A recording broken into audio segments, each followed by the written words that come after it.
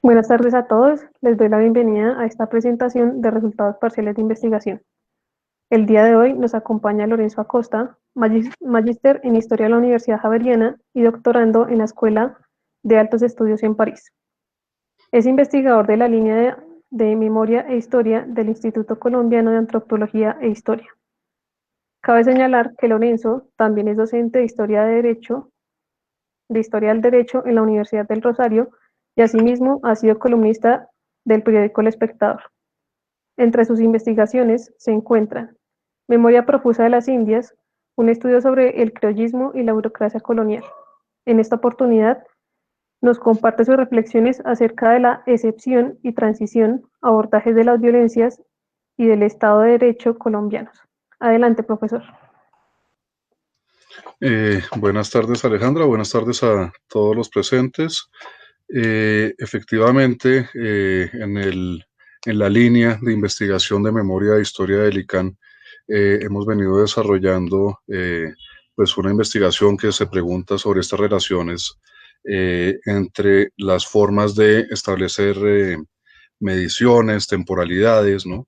Eh, y ahí es donde viene este tema que quiero tratar con ustedes hoy. En particular, les quiero contar cómo se ha venido construyendo un poco esta pregunta de investigación. Yo partí de un presupuesto y la idea era que el Estado de Derecho servía para organizar experiencias, que el Estado de Derecho servía para organizar, eh, ejemplo, movilizaciones, politizaciones, institucionalizaciones, y que servía además para ordenarlas en el sentido de proyectarlas como elementos que integran una nueva idea de nación, sobre todo una nueva idea de nación que se inaugura en la Constitución del 91. Y entonces mi pregunta inicial de investigación era esta. Si el estado de excepción logra organizar las experiencias, entonces, ¿en qué momento se puede definir una frontera entre el Estado de Derecho, entendida como la normalidad, allá donde puedo procesar mis experiencias y proyectarlas, y las situaciones de anormalidad, aquellas en las cuales el Estado de Derecho deja de funcionar como un marco de explicaciones, ¿no? Siempre con la idea de que si hay una normalidad, pues entonces tendrá que haber una transición. Si hay una excepcionalidad, entonces tendrá que haber de alguna manera un tránsito hacia una nueva normalidad. Y así me estaba planteando yo esa pregunta con respecto a cómo entendemos nuestras experiencias dentro del Estado de Derecho. Esta charla que les estoy proponiendo hoy pretende señalarles cómo esa idea inicial ha venido cambiando, cómo en vez de estar pensando yo en estos momentos que tenemos el Estado de Derecho como un escenario normal de fijación y de proyección de experiencias y una normalidad completamente diferenciadas, lo que tenemos más bien, y en esto sigo a Giorgio Agamben, lo que tenemos más bien es una especie de consagración de un régimen de excepcionalidad, en el cual nos es muy difícil decir aquí está el Estado de Derecho, aquí está la excepción, en el cual nos es muy difícil decir aquí está la violencia y aquí separada está el derecho, en la cual nos es muy difícil decir aquí está la política pura, la capacidad de decidir y aquí están las normas, las instituciones, la regla de validez, a lo Kelsen, que pone en cintura la política. Todas esas distinciones fundamentales se han venido diluyendo en la medida en que se van reconociendo cada vez más elementos de una excepcionalidad permanente. Por supuesto, aplica al caso colombiano, pero aplica, y ahí es donde entra Giorgio Agamben, también a una situación general de Occidente. La tesis de Giorgio Agamben nos dice hay un Estado, más que hay un régimen de excepcionalidad que se inaugura, grosso modo, desde los regímenes totalitarios, pero que ha continuado su curso y que hoy nos sigue rigiendo. Así que quiero plantear eso, quiero plantear primero cómo es que se da esta fundamentación de la idea de un estado de excepción prolongado, indefinido, de un régimen de excepcionalidad que aún nos cubre. Y luego quiero plantearles cómo los conceptos de transición que nosotros utilizamos en el debate público diario y en el debate jurídico, pues muchas veces también son conceptos que se quedan cortos a la hora de abordar esta idea de la excepcionalidad como un régimen, ¿no? Con un carácter permanente. Quiero o los invito a que contrapongamos esos dos elementos, excepcionalidad y transición, y luego que pues planteemos algún par de posibilidades de investigación en esta reformulación, ¿no? En vez de pensar en la dicotomía Estado de Derecho, Estado de Excepción, pensar en lo político, allá donde continúa la excepcionalidad. Así que arranquemos. Como punto de partida, les propongo esta definición de estado de excepción desde Giorgio Agamben y se los quiero formular en estos términos. El estado de excepción es una anomia radical. ¿Qué querrá decir eso? Pensémoslo en estas definiciones. Una anomia hace referencia no a una situación donde faltan las normas, que es digamos que un error común a la hora de entenderlo, sobre todo entre abogados, sino más bien una situación en la cual hay distintos sistemas normativos entre los cuales los individuos pueden elegir cómo guiar sus comportamientos. No solamente el derecho me dice qué hacer, me lo dice el derecho, pero también me lo dicen las reglas familiares, me lo dicen las reglas vecinales, me los puede decir las reglas de una organización criminal, etcétera, etcétera, etcétera. En la anomia yo tengo una cantidad de sistemas normativos andando, de tal manera que en vez de haber una forma clara por la cual yo pueda orientar mis conductas, unas reglas claras por las cuales yo pueda encaminar mis expectativas y por lo tanto mis horizontes, lo que tengo es una diversidad de posibilidades. De tal manera que anomia se identifica generalmente con desorden social y anomia se identifica generalmente con desobediencia a la norma. Así como hay muchas posibilidades, muchos desafíos al derecho, pues también se abren los cálculos que no necesariamente llevan a obedecer la norma. Y entonces la anomia se identifica fundamentalmente con estos elementos. Primero, ya lo decíamos, desorientación con respecto a la fijación de las conductas y a la proyección de las expectativas sociales. Segundo, la anomia se identifica con formas de incomunicación.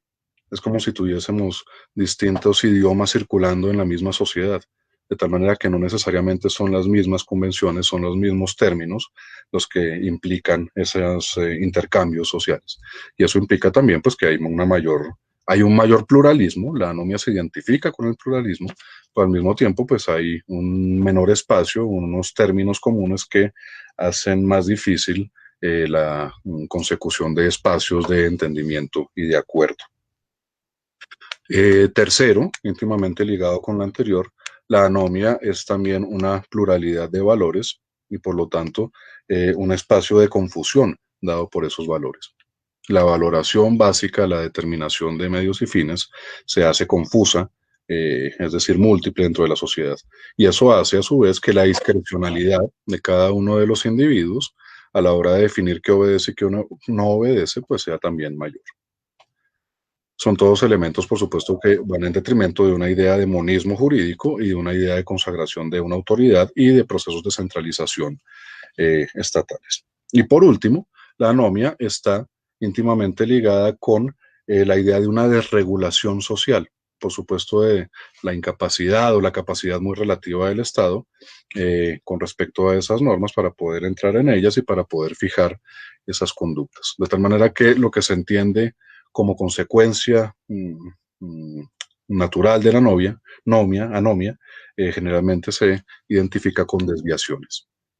Esa es la postura que ustedes encuentran desde el momento en que se formula el mismo concepto de anomia, lo hace Durkheim en un pequeño tratado sobre el suicidio, y entonces al hablar del suicidio dice hay unas situaciones en las cuales el suicidio responde precisamente a esa desorientación de formas de conducta y de proyecciones o de expectativas sociales.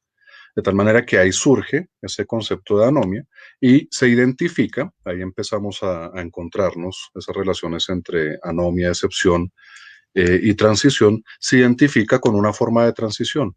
Entiende Durkheim que la anomia es una situación más generalizada en sociedades que hacen tránsito de formas de solidaridad mecánica a formas de solidaridad orgánica, es decir, sociedades que hacen tránsito de formas, digamos, primarias, elementales de solidaridad, a formas mucho más complejas en sociedades donde hay un mayor grado de división de tareas, de roles y de funciones sociales en formas de cooperaciones recíprocas.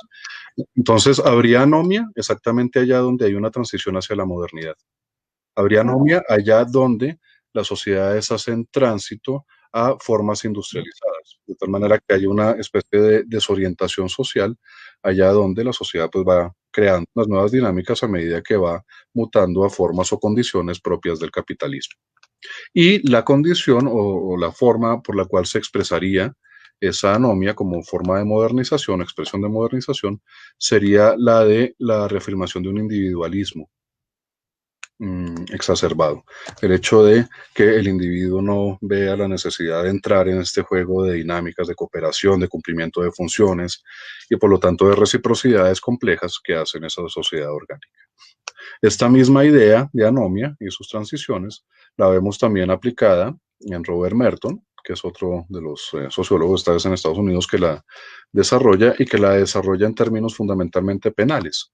Entonces lo que hace Merton es decir la anomia o estas situaciones de desequilibrio, estas situaciones de falta de comunicación, de falta de correspondencia entre valores, entre normas y comportamientos, definen propensiones a desviaciones o propensiones criminales. Exactamente porque hay una especie de traición a las expectativas, como las expectativas sociales, sobre todo de sujetos en condiciones de extremas desigualdades, no corresponden a lo que se entiende por el comportamiento que llevaría al cumplimiento de esa expectativa y a los valores que habrían de cumplirse en esa expectativa.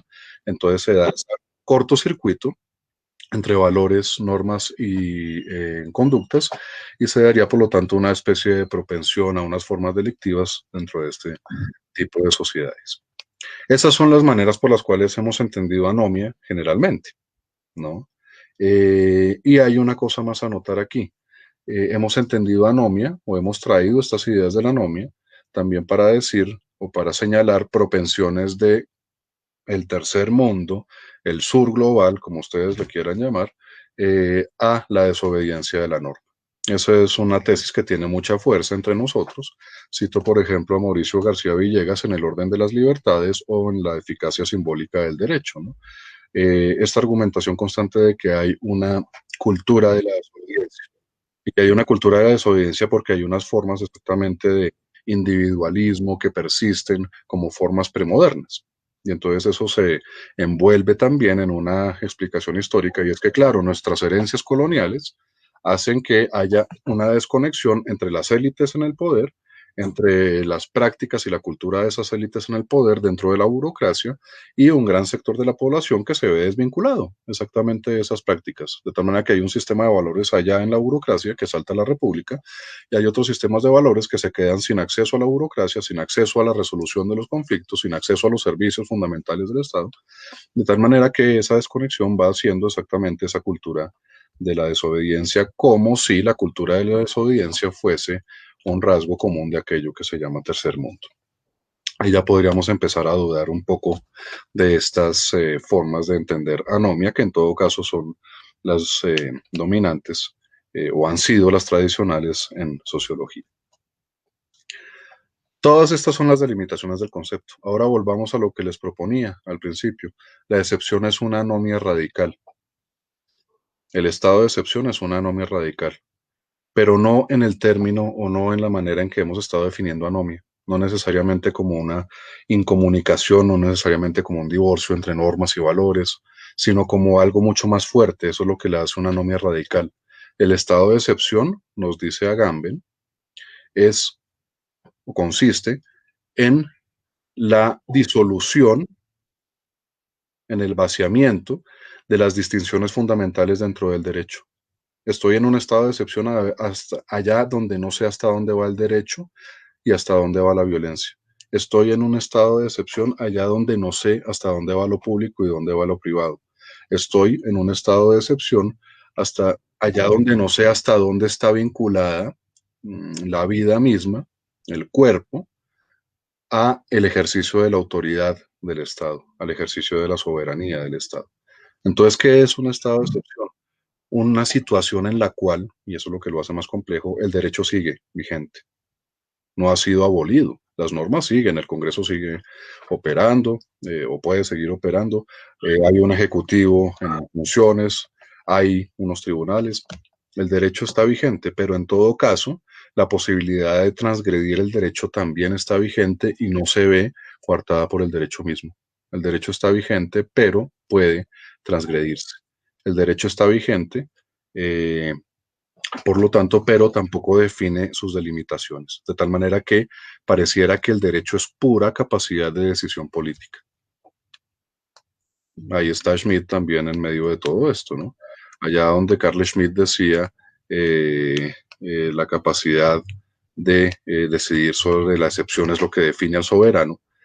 Aquí estamos diciendo el estado de excepción es una situación en la cual hay pura soberanía en vigencia del derecho, pero no una soberanía que esté controlada por el derecho, delimitada por el derecho. La capacidad de decidir sobre la excepción se reproduce a sí misma, incluso en vigencia de lo jurídico. Y entonces tenemos una situación en la cual el estado de excepción, como anomia radical, presenta dos estructuras normativas. Sigue vigente la Constitución. No es necesario, les decía, abolirla. Pero al tiempo que sigue vigente la Constitución se va montando otro sistema que corresponde a esa plena eh, realización de la soberanía o esa plena realización de la voluntad política. Y en general, ese segundo, ese, si quieren, paralelo sistema, se va caracterizando por estos elementos. Primero, se va haciendo tránsito de repúblicas parlamentarias a repúblicas gubernativas. Se va concentrando, por supuesto, la capacidad de decisión y de legislación en el presidente de la República, fundamentalmente, sobre todo en nuestro caso, de tal manera que el presidente de la República se va convirtiendo en creador de derecho, función que corresponde en el diseño básico de la democracia representativa, por supuesto, al Parlamento. Se va consolidando esa situación y bueno, ya saben ustedes que hay definiciones o disputas jurídicas con respecto hasta en qué situaciones el presidente de la República puede crear ese derecho, si es válido el derecho creado por el presidente de la República, si es válido por cuánto tiempo, si debe ser ratificado luego de que pase el estado de excepción. Todas esas son discusiones legales puntuales que tratan de traer esa capacidad de decidir, esa concentración en un régimen gubernamental al esquema de la validación de lo jurídico, ¿no? Hay una norma habilitante y dentro de esa norma habilitante hay unas competencias, pero eso ha sucedido por fuera de las competencias. Y luego puede pasar que las competencias vengan a admitir ese hecho cumplido, pero eso ha pasado por fuera de las competencias estando vigente el derecho que exigía las competencias. Ahí está lo fundamental del estado de excepción. Entonces se manifiesta esa doble consolidación de esos sistemas normativos en unos regímenes gubernamentales que evidentemente van cancelando la división de las ramas del poder. Segundo, se concentra o se define esa doble situación normativa en la extensión de la jurisdicción y de las competencias judiciales militares a los civiles. Hay una militarización de la vida que pasa fundamentalmente por la militarización de la justicia. Bien porque se suprimen las cortes o bien porque se van creando formas también vía colombiana, formas híbridas de esa justicia entre castrense y ordinaria, en el sentido en que los tribunales castrenses van conociendo cada vez más asuntos de la jurisdicción ordinaria penal y en el sentido en que también se va proyectando sobre los civiles el derecho penal objetivo de los militares. Digamos que esa es la doble vía básica de la excepcionalidad. Y eso implica otra cosa, por supuesto. En esa consolidación de esos dos sistemas, al tiempo que está vigente la Constitución, se va haciendo cada vez más relativo el principio del habeas corpus, la capacidad de detener y, por supuesto, con la capacidad de tener la capacidad de ejercer otras formas abiertas, indeterminadas de violaciones a derechos fundamentales quedan asimismo abiertas, ¿no? Ahí es donde el estado de excepción termina de consolidarse como una situación en la cual no solamente se indeterminan las relaciones o las distinciones del derecho y la política, de la mera voluntad de poder y la estructura de validación por normas preexistentes, sino que también se revela el otro elemento y es que la vida misma queda sujeta a esa capacidad de forma indefinida, queda sujeta a la capacidad de decisión. Tenemos unos discursos que nos dicen dentro del derecho, el Estado y la soberanía se ejercen con unas limitaciones en los derechos fundamentales. Pero tenemos por el otro lado la práctica que se da dentro de nuevo de la existencia del derecho, suspendiendo el derecho, que tiene una capacidad abierta de exponer también de manera indeterminada a la vida dentro de estos. Por supuesto, esta es la lectura biopolítica que le da a Agamben al problema de la excepcionalidad. Miren que estamos hablando de algo mucho más allá de la mira o la simple cultura de desobediencia, de cómo nos viene una cultura de desobediencia desde la colonia. Aquí estamos hablando de otra cosa. Aquí estamos hablando de una situación en la cual la vigencia del derecho puede dar pie para la cancelación de las garantías fundamentales, de nuevo, en vigencia del derecho. Existe el derecho, pero está suspendido. Existe el derecho, pero lo que existe es voluntad política que expone indefinidamente al ser humano. Y entonces ahí, con esta definición de estado de excepción, podríamos hacer una división, podríamos delimitar un poco más este concepto con respecto a las maneras clásicas en que se ha abordado, sobre todo las maneras jurídicas en que se ha abordado la discusión. Nos dice Agamben al respecto, existe una teoría, toda una discusión constitucional fundamentalmente sobre la dictadura, que es la primera de las formas por las cuales tradicionalmente se aborda el estado de excepción. Pero resulta que el estado de excepción no es dictadura, o no se agota en la dictadura. Y así como la dictadura ha sido un tema recurrente, un tópico dentro de la argumentación jurídica, pues están los otros, ¿no? El estado de excepción se asimila a una revolución. El estado de excepción se asimila a una renovación, sobre todo cuando lo ven en los términos, por ejemplo, de la argumentación argentina o chilena de los 70, diciendo es una argumentación o es una forma de renovación moral, ¿no? El espíritu, el alma de la República se ha visto corrompida por los influjos del socialismo, se ve amenazada por el marxismo-leninismo y entonces tiene que restaurarse con la fuerza porque es un problema de salvación del alma, ¿no? Esas son argumentaciones jurídicas, más allá de castrenses. Entonces vamos explorándolas. Primero, el estado de excepción no se agota en la dictadura, por una razón muy simple. La dictadura, si echamos mano de la institución romana, la dictadura es una magistratura. La dictadura existe, existe como un elemento facultativo que se le entrega a un, podríamos decir ahora, funcionario, entonces de la República, con una serie de instrucciones determinadas, ¿no? Se entregaba una plena potestad a ese magistrado para conjurar una amenaza de la República, ¿no? Una sedición fundamentalmente. El estado de excepción va más allá de eso. El estado de excepción puede tener como consecuencia una dictadura, es decir, el estado de excepción puede habilitar a un magistrado para concentrar poderes, pero el estado de excepción no se limita solamente en una concentración de poderes que ya estaba prefijada en el derecho. El estado de excepción puede ir más allá del derecho. De hecho, el estado de excepción va más allá del derecho estando vigente el derecho. Esa es una primera distinción. Una segunda, el Estado de Derecho no se confunde con las revoluciones, decíamos, por más que muchas argumentaciones constitucionales quieran verlo así, ¿no? El Estado de Derecho, perdón, el Estado de excepción, eh, tiene una situación en la cual el derecho y la violencia están en el mismo espacio, mientras que en las revoluciones no. Cuando ustedes ven en Historia del Derecho, lo fundamental de la reflexión sobre las revoluciones es precisamente la de definir un momento de violencia que revoca, de violencia que abole todo un sistema político y que instaura otro en su lugar, ¿no? Y en el momento de la instauración, entonces ya está no el momento de la violencia, sino el momento del derecho. De ahí esa ficción básica de que las constituciones son esa decisión jurídica que marca la distancia, que marca la diferencia con la violencia. De tal manera que las revoluciones tratan de establecer esa diferencia entre una violencia previa al establecimiento del derecho, una violencia encaminada al establecimiento de un nuevo derecho y luego la vigencia de ese derecho y la vigencia en su poder o en el ejercicio de su poder normativo. En el estado de excepción, violencia y derecho se confunden. Y les repito, se confunden en la mera posibilidad, constante posibilidad de poder decidir sobre la vida en términos indefinidos, indeterminados.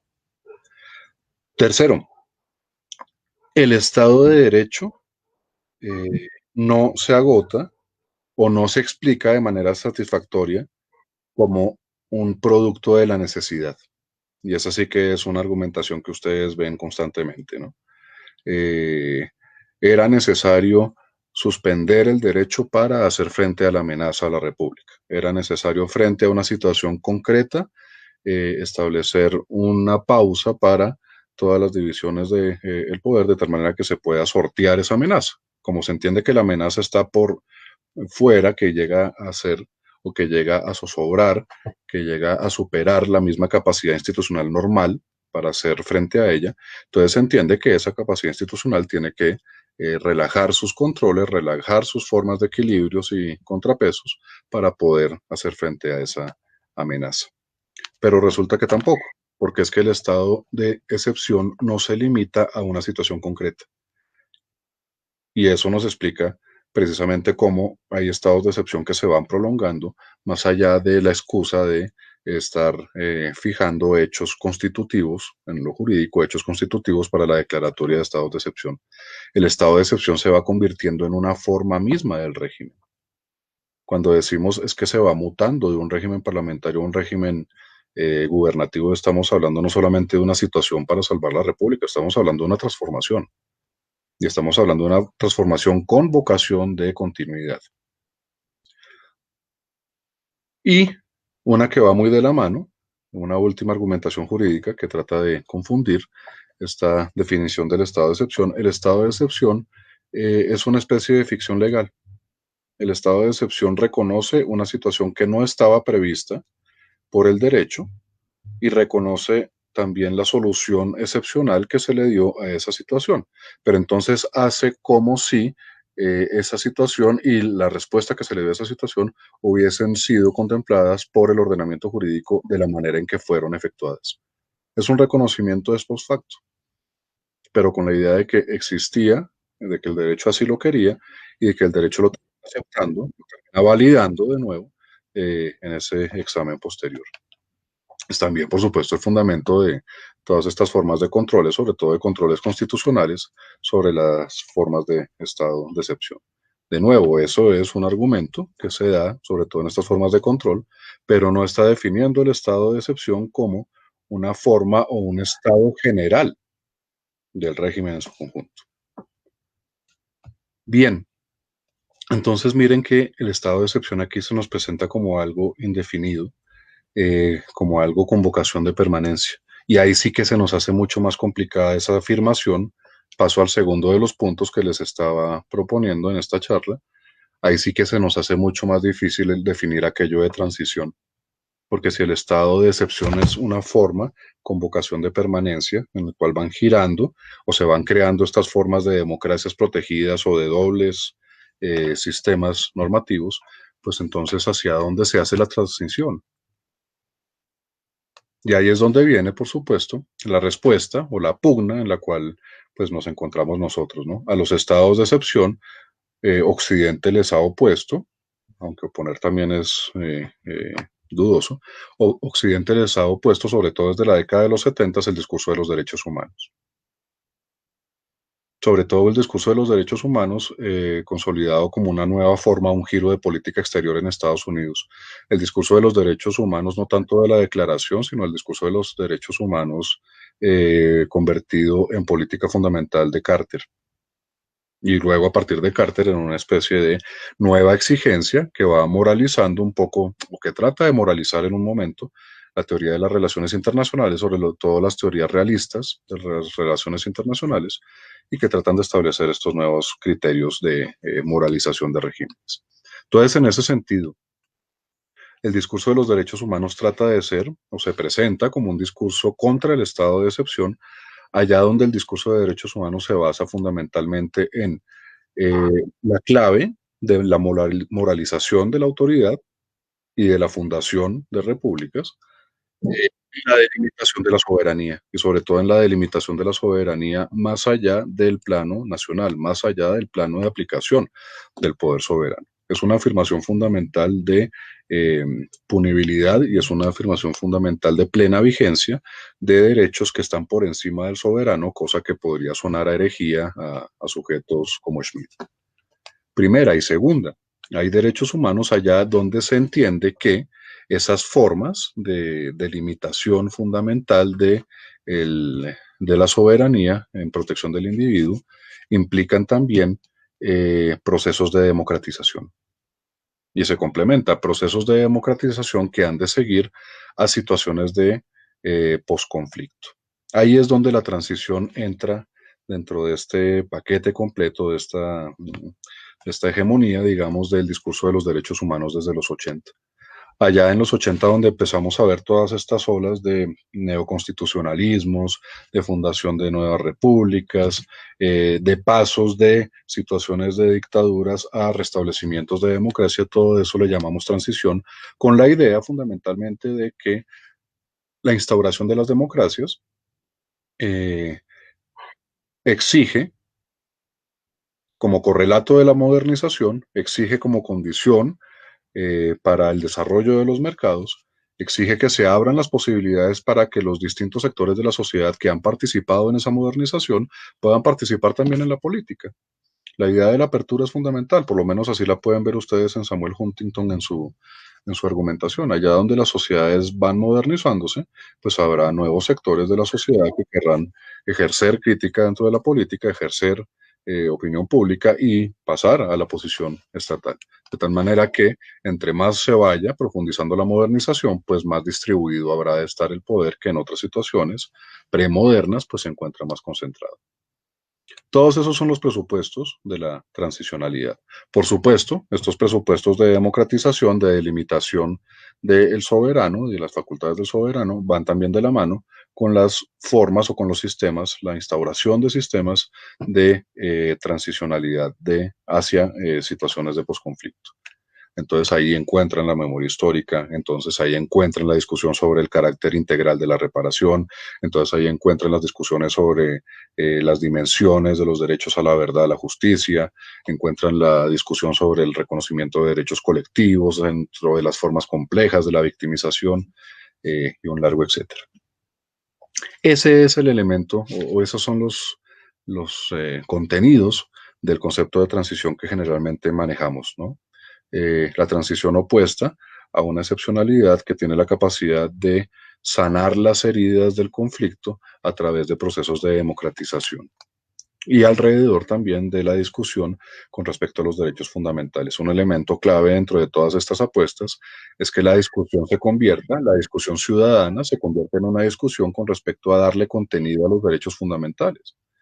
Y ese darle contenido a los derechos fundamentales va de la mano con el hecho de abrir tanto la participación política como abrir también los tribunales a las acciones ciudadanas, que sea el ciudadano el que pueda discutir los contenidos de los derechos fundamentales. Así que hay todo un derecho procesal constitucional que también entra a reafirmar esto, o en otros términos, un constitucionalismo transformador que trata a través de este debate de derechos fundamentales y de reconocimiento de distintos derechos de distintas generaciones, trata de vincular al ciudadano en el proceso de creación de contenidos para ese Estado aquí llamado Estado social y constitucional de derecho. Transición quiere decir eso en nuestro lenguaje común. Pero hay otra faceta de la transición que entra, que corre de la misma manera con los derechos humanos y que no deja de presentar problemas a la hora de entender esa plena vigencia de los derechos humanos, ¿no? Y sobre todo el reconocimiento de los derechos sociales y económicos. Al mismo tiempo que decimos transición como democratización, también se entiende muchas veces transición como salir de la situación de Estado fallido.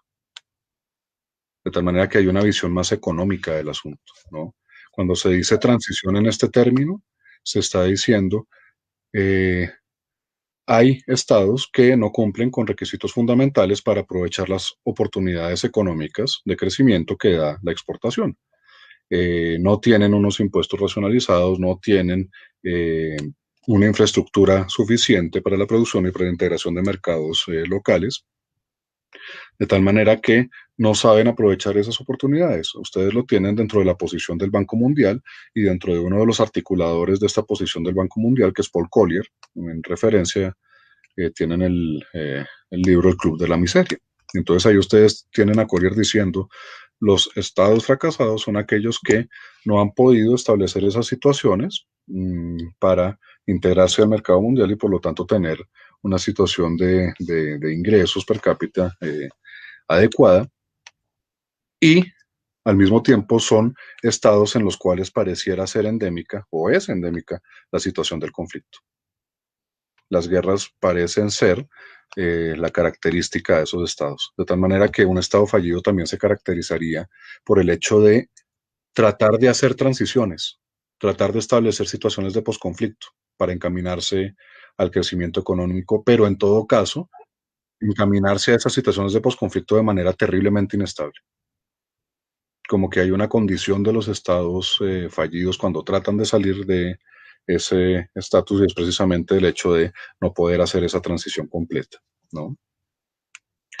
Y entonces en esa segunda interpretación, que uno podría decir, sí, claro, está acorde con los derechos humanos, porque el desarrollo económico es un elemento fundamental en la materialización de esos derechos humanos, tenemos una serie de afirmaciones que pueden resultar desconcertantes si lo leemos desde esa perspectiva, ¿no? Fundamentalmente esta: el problema de los estados fallidos y por lo tanto el problema de la transición es un problema netamente técnico, no es un problema político. Esa afirmación la encuentran en Collier, como también la afirmación de que las distintas guerras que se dan dentro de los estados fallidos, o lo que él llama el Club de la Miseria, son también situaciones guiadas fundamentalmente por una racionalidad de oportunidades. La guerra, dentro de contextos de bajos ingresos, pues es una oportunidad de crecimiento económico, de tal manera que la gente se lanza a la guerra y se van consolidando dentro de las guerras civiles otros procesos de criminalización, porque se abren las oportunidades por la violencia para enriquecerse. Pero no cuentan, según Collier, los motivos políticos.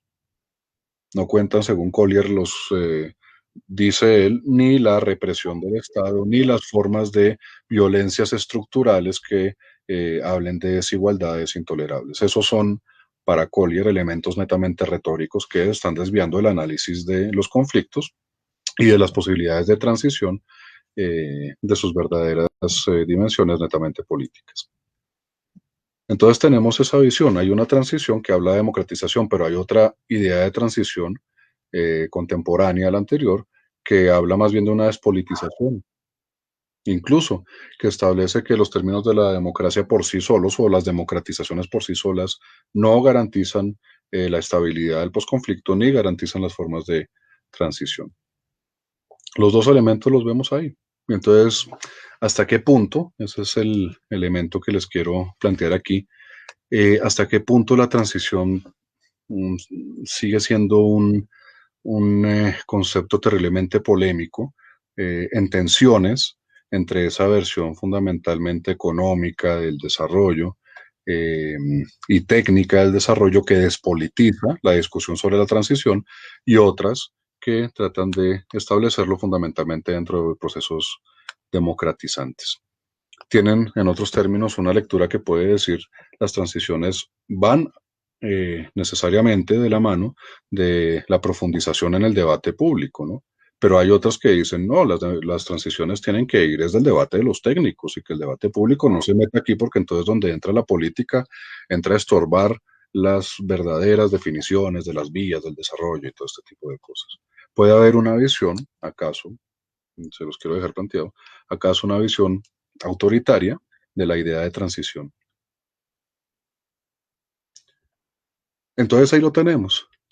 Recapitulo: estado de excepción quiere decir un régimen con vocación, o por lo menos situaciones con vocación de permanencia, que pueden convertirse en un régimen de doble, de existencia paralela de un derecho constitucional vigente, válido, y por el otro lado, una capacidad de decisión política que no revoca ese derecho, pero que lo sobrepasa, y que no tiene ningún tipo de respeto por esas protecciones de derechos humanos. Y por el otro lado tenemos este doble valor terriblemente ambiguo de la transición, que nos dice democratización, pero al mismo tiempo tecnificación, progreso y por lo tanto despolitización como un valor para el crecimiento. Entonces volvamos al planteamiento inicial, cómo es de difícil decir que la transición opera de un estado de excepción a la normalidad, cómo es de difícil decir que la transición opera de un estado de excepción al restablecimiento del Estado de Derecho o a la nueva configuración o la profundización del Estado de Derecho. Pareciera ser más bien, y esa es la clave de lectura a la que he llegado pues con estas discusiones, pareciera ser más bien que por lo menos en el caso colombiano podríamos hablar de un orden excepción.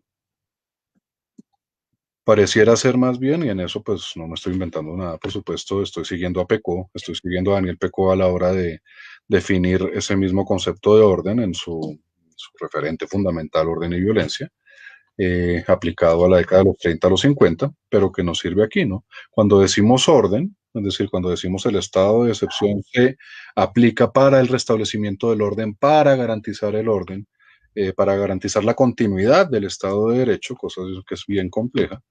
En última, lo que estamos diciendo por orden es exactamente excepción.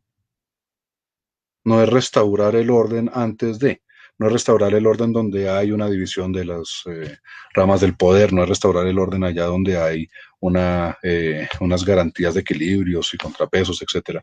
Es restaurar el orden allá donde el orden quiere decir exactamente esa situación donde se han difuminado, donde se han diluido esas distinciones básicas entre el derecho y la violencia, y en este caso entre represión estatal y exclusión e inclusión ciudadanas.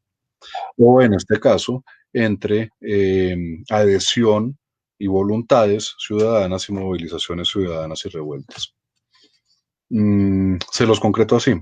Podríamos hablar tal vez de un estado de excepción allá donde hay un elemento fundamental, más que un elemento, hay un efecto, una consecuencia fundamental de los procesos de excepcionalidad, y es que se despolitiza la sociedad.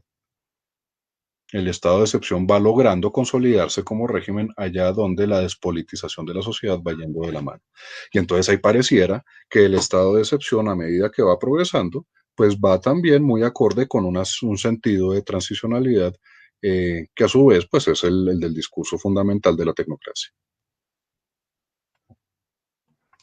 Hasta ahí he llegado en estas definiciones, ¿no? ¿Acaso incluso podríamos aventurar un desarrollo más de esto, ¿no? Eh, ¿Acaso la transición en los términos que acabamos de definir, acaso la transición ocurre dentro de la excepcionalidad? ¿Acaso la manera en que entendemos la transición, por lo menos dentro de estas formas de desarrollo económico, técnico, despolitizado, es una experiencia de esa excepcionalidad que ocurre al mismo tiempo, es contemporánea a la afirmación de los derechos fundamentales, a el ejercicio de el constitucionalismo transformador, mmm, pero que hace en todo caso que ese constitucionalismo transformador conozca sus límites. Transformador, pero transformador hasta ese punto. Transformador, pero pareciera ser transformador hasta el hecho de discutir algunos elementos fundamentales de esa excepcionalidad o de esa transición progreso, de esa transición técnica para salir del estado fallido. Por lo menos hay una tensión entre esos dos elementos. Y evidentemente la Constitución del 91, si lo vemos en esa perspectiva, pues no sería una transición con respecto a la excepcionalidad. Eso nos explicaría, por supuesto, que la Constitución del 91, con todos sus avances en la apertura democrática, con todos sus avances en el desarrollo de una justicia constitucional, en la incorporación de este derecho o de ese constitucionalismo transformador, al mismo tiempo sea la Constitución en cuya vigencia ha seguido, eh, se han reafirmado formas de justicia híbrida, penal militar, ha seguido la crisis de la justicia que se inaugura con la violencia de los 50 en nuestro caso, eh, ha seguido ausente el campesino de la misma Constitución del 91, porque no aparece por lo menos en las formas de propiedad que consagra la Constitución y por lo tanto no pareciera haber elementos para profundizar en el problema agrario desde la Constitución del 91 y pareciera continuar también en un sistema político que, sobre todo a través de contrarreformas que conoce la Constitución del 91, pues ha seguido en una situación clientelar y en unas situaciones en las cuales Congreso y presidente pues parecieran no celebrar un debate democrático de pesos o de contrapesos en ese caso. Les propongo eso, porque eso es en lo que voy en el desarrollo de esta pregunta, sobre todo de la definición de estas categorías, ¿no? Uno, y creo que sí es una ingenuidad, uno dice, claro, el estado de excepción es aquello en lo cual hay un carácter de interrupción, pero interrupción momentánea, que luego necesariamente lleva por vías de transición a la normalidad. Y de nuevo, entonces está pensando uno mucho en términos de retorno, ¿no? Pero no, no hay formas de retornar. Allá donde hay un estado de excepción, tal vez, y ese es un punto con el cual quiero cerrar esta intervención, allá donde estados de excepción, mm, tal vez podríamos pensar en otros términos muy distintos a la manera en que se nos ha venido planteando el debate sobre la crisis de la democracia. Se nos dice la crisis de la democracia está en peligro o se debe a los neopopulismos, a formas que minan la tradición, el culto por la tradición, el culto por la capacidad de los partidos políticos para tramitar intereses. Y coincide esa era de la desconfianza con respecto a la democracia representativa que llama Hossan Bono. También está esta idea de estar apelando directamente a mecanismos refrendatarios, ¿no? Establecer una comunicación directa, que también es una comunicación que degrada toda forma de discurso político, por el mero hecho de ser comunicación, por el mero hecho de ser comunicación efectiva y ya. No importa el contenido del mensaje, importa qué tan gritado, qué tan duro ha sido ese mensaje, ¿no? Sí, claro, esa es una forma de entender la crisis de las democracias hoy, ¿no? Eh, pero tal vez la manera más correcta de abordar el fenómeno en su complejidad, es decir, que esa crisis viene precisamente de esa excepcionalidad prolongada. Entonces, claro, hay crisis de la democracia porque todo el Estado de Derecho, incluyendo el componente democrático en el Estado de Derecho, pareciera haber caído eh, en una situación generalizada. Si hablamos de crisis en general de la política. Y si pensamos que hay una despolitización general, podríamos decir que esa despolitización general se ha dado por distintas formas de excepcionalidad prolongada o regímenes de excepcionalidad que sí han tomado o han pasado a ser esa característica de las formas políticas occidentales. Y entonces quiero cerrar con el punto que también deja abierto a Gambin en estado de excepción, precisamente, ¿no? ¿Qué hacer? Y la gracia es, por supuesto, pensar en cómo la excepción siempre va a estar ahí, ¿no? Y luego la estructura del derecho, la validez, ¿no? Que trata de poner en regla, que trata de delimitar el ejercicio del poder político precisamente para definir esferas de libertades claramente, eh, pasa por un elemento fundamental. Los dos van a estar siempre ahí. El problema es que cuando la excepción empieza a generalizarse, evidentemente el derecho queda cubierto, le hace anulado, le hace netamente instrumentalizado por esa excepción. ¿Qué hacer? Restablecer, nos dice Agamben, la discusión política en la mitad. Si hay algo que permita establecer una cierta delimitación entre la voluntad política y la estructura del derecho, pareciera ser la revitalización del sentido de la política, no como actividad estatal necesariamente, no en términos neoliberales como ejercicio de políticas públicas para la atención de la población, más bien en un sentido clásico como participación, como deliberación conjunta con respecto a las materias del interés público que va creando un relato común. ¿Acaso eso lo hemos perdido vía estado de excepción? Pero ¿acaso también el mercado ha prolongado esas formas de estado de excepción, es decir, ese culto al mercado que también lo despolitiza todo, de tal manera que si hay una crisis de la política es porque hemos perdido la idea de que la política crea relatos comunes y como crea relatos comunes, crea marcos para la orientación de nuestras acciones. Si yo tengo una narrativa común, tengo donde insertar esa narrativa común con unos significados que lo han condicionado, que lo preceden, y por lo tanto yo puedo establecer también unos significados para mi acción política. ¿Acaso es esa la salida? Y entonces tocaría pensar en esos términos cuáles son las materias del debate público. Y si el debate público tiene limitaciones en su discusión, se puede debatir hasta cierto punto. Hay unas materias que no están dentro del debate político. ¿Por qué? Porque están en el estado de excepción. Ejemplo, la desigualdad. Ejemplo, el mismo estado de excepción. ahí lo dejo para que podamos debatir cosas que se han formulado acá. Les agradezco mucho. Bueno, Lorenzo, gracias a ti por tu conferencia. En este momento abrimos el chat para quienes deseen hacerte preguntas. Y mientras nuestros asistentes se siguen comunicando, me gustaría preguntar, ¿cómo cabe en tu modelo de la producción de normas legales por parte de las Cortes y no del Ejecutivo como se plantea en la idea, en su idea de excepcionalidad? ¿Mm? Sí, no sé si se está entendiendo mi pregunta. Sí, muy bien. Ujú. ¿Y acaso, además de un régimen parlamentario y uno gubernativo, Sí, hay que hablar de uno judicial, que es hoy el vigente?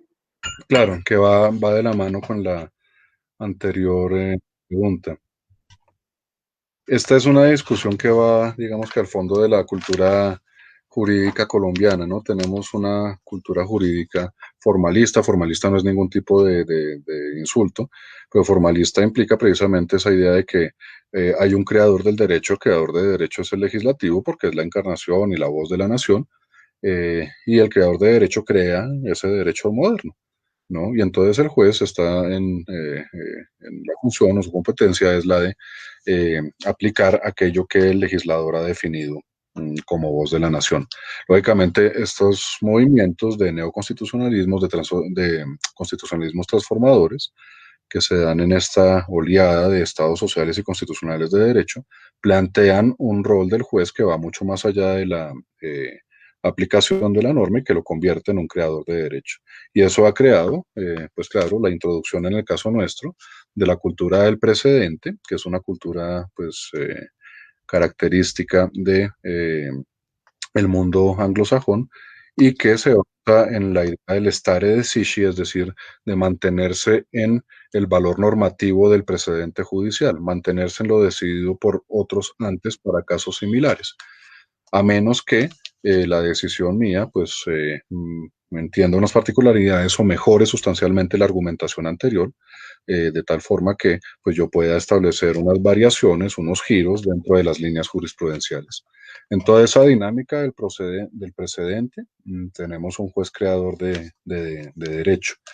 Entonces ahí es donde estaría yo, para responder a la pregunta, yo ubicaría a esos jueces dentro de la existencia de ese derecho vigente. Hay una discusión con respecto a los derechos fundamentales, hay una profundización de esos derechos fundamentales y ha habido, por supuesto, una profundización del debate ciudadano alrededor de esos derechos fundamentales. Eso ha pasado. Eh, pero lo que también ha pasado en vigencia de la Constitución del 91 es lo otro, ¿no?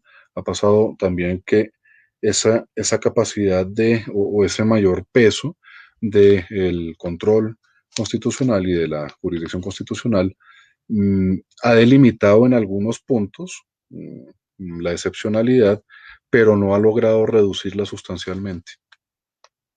Esta afirmación, por supuesto, es terriblemente polémica. Entonces dirán, por supuesto que lo ha reducido. Hay una serie de reformas que eran contrarreformas a la Constitución del 91 que la Corte tumba abiertamente. Pero en todo caso hay unos rasgos fundamentales de esa excepcionalidad, entre otros la misma incapacidad de la justicia para crear verdad, que siguen ahí, ¿no? Y también el hecho de que haya una militarización de esa justicia que persiste, ¿no? Están esos elementos. Entonces, no sé si uno puede decir también que hay claro que hay una concentración, digamos, de poderes en los jueces. El juez ahora es creador de derecho y eso, digamos, que cambia las dinámicas y los centros, ¿no? de producción del ordenamiento jurídico.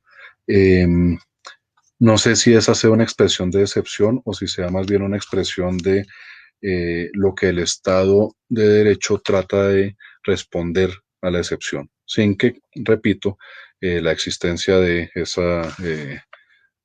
ese régimen judicial, como algunos lo dicen, pues logre conjurar la excepcionalidad. Bueno, Lorenzo, tenemos otra pregunta que dice, ¿podemos hablar antes que de un estado de excepción, más bien de una sociedad o una cultura de excepción? Yo creo precisamente que se ha formado una cultura de excepción en el carácter prolongado del estado de excepción. Es una cultura que se ve, por ejemplo, en la argumentación jurídica y cómo hay temas de la argumentación constitucional, por ejemplo, que son tomados o que son formulados en los 60 a la hora de consolidar, por ejemplo, la figura del presidente creador de derecho con el estado de emergencia económica y social, y luego otros tópicos que hacen referencia a la justificación del Estatuto de Seguridad del 78, que vuelven, ¿no? Entonces hay una serie de elementos que sí dicen de una cultura, en este caso jurídica y también judicial, que ha debatido algunos aspectos de la democratización, pero que ha también conservado elementos, argumentos jurídicos que favorecen el estado de excepción, ¿no?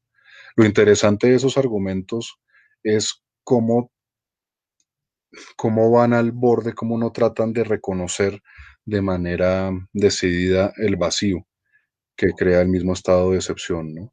Esa afirmación que hemos hecho a partir de Agamben de que la excepcionalidad es una suspensión del derecho, pero es una suspensión indefinida, indeterminada de lo jurídico que diluye las distinciones básicas de lo jurídico con lo político y con la violencia, eh, no se ha dado de manera muy clara en Colombia. En Colombia más bien está dentro de la argumentación jurídica la idea de la defensa del orden, ¿no? De la definición del orden como la necesidad básica para que se extiendan funciones, por ejemplo, de creación del derecho o que se relajen normas básicas del habeas corpus, ¿no? Eso en cuanto a una cultura jurídica, ¿no? Tenemos una cultura de argumentación eh, que sí ha girado en esos contextos y que pues bueno, ha tenido pues un momento, es decir, luego de la Constitución del 91 ha continuado vía guerra contra el narcotráfico, lo hacía desde el asesinato de Lara Bonilla, y luego vía guerra contra el terrorismo.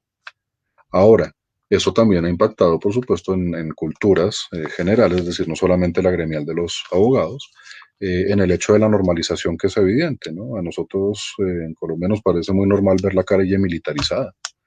Eh, Cuando yo era pequeño yo veía policía militar en la calle y me parecía normalísimo, ¿no? Y después me vine a dar cuenta precisamente porque alguien me lo hizo, me lo señalaba, alguien que no es colombiano me señalaba, pues, ¿por qué hay PM en la calle? ¿No? Creo que hay una normalización precisamente de eso. Entonces sí, creo que hay una cultura como consecuencia de la excepcionalidad y una cultura de la excepcionalidad. Y esa cultura de la excepcionalidad implica otra cosa, ¿no? Hay una cultura de la excepcionalidad allá donde hay una continuidad de las formas de enemistad que traba esa cultura de la excepcionalidad.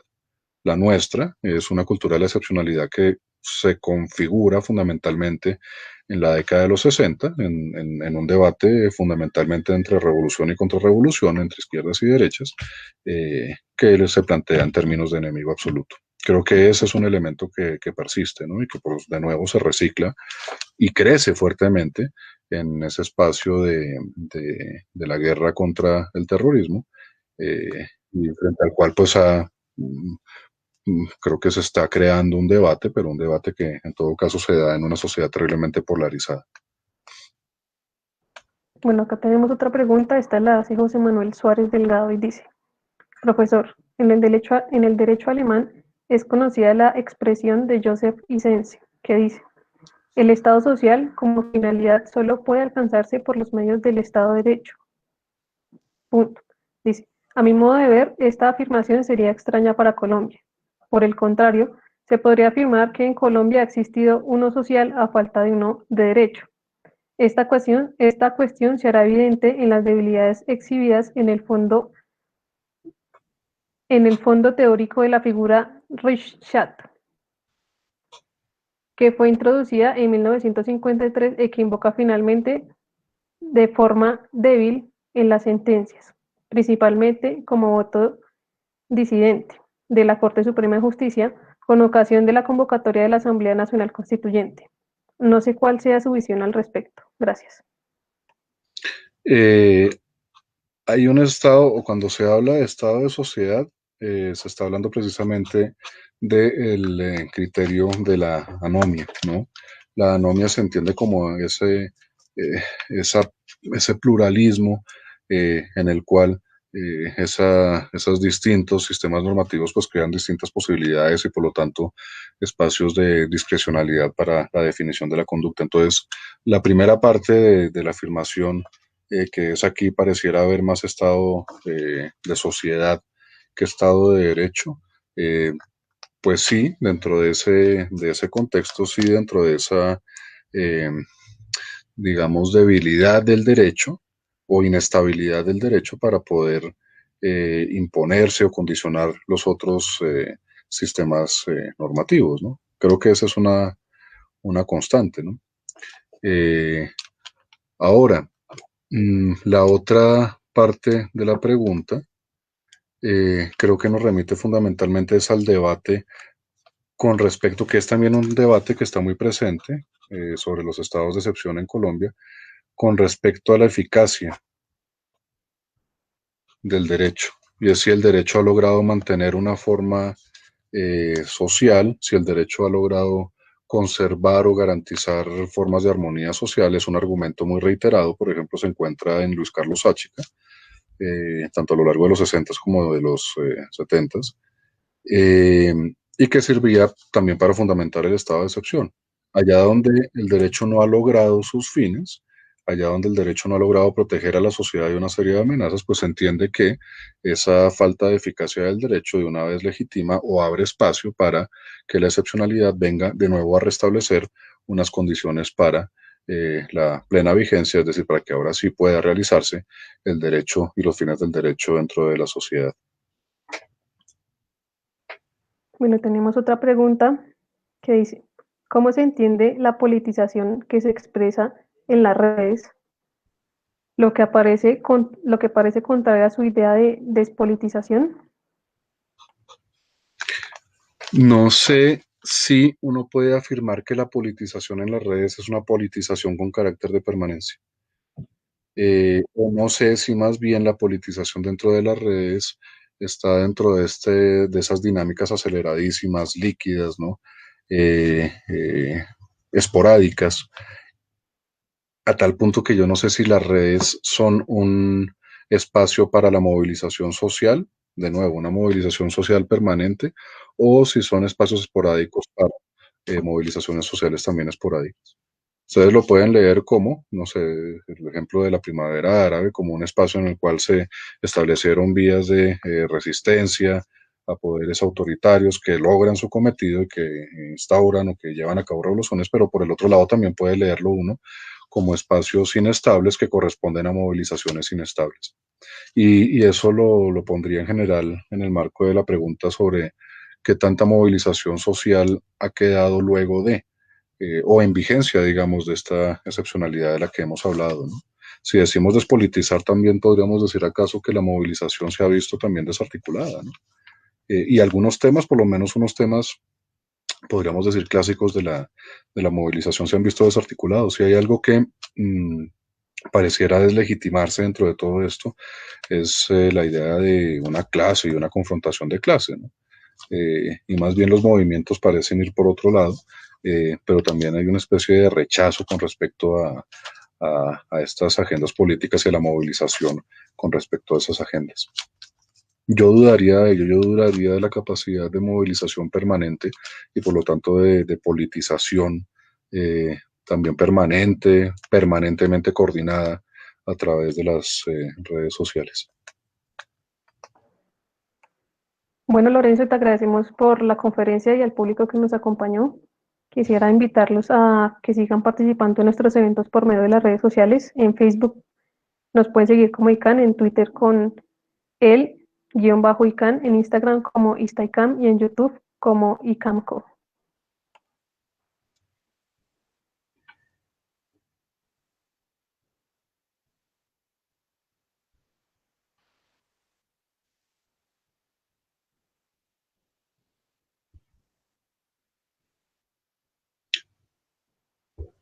Muchas gracias a todos por su asistencia y nada, espero que nos sigamos encontrando en estos espacios del ICANN.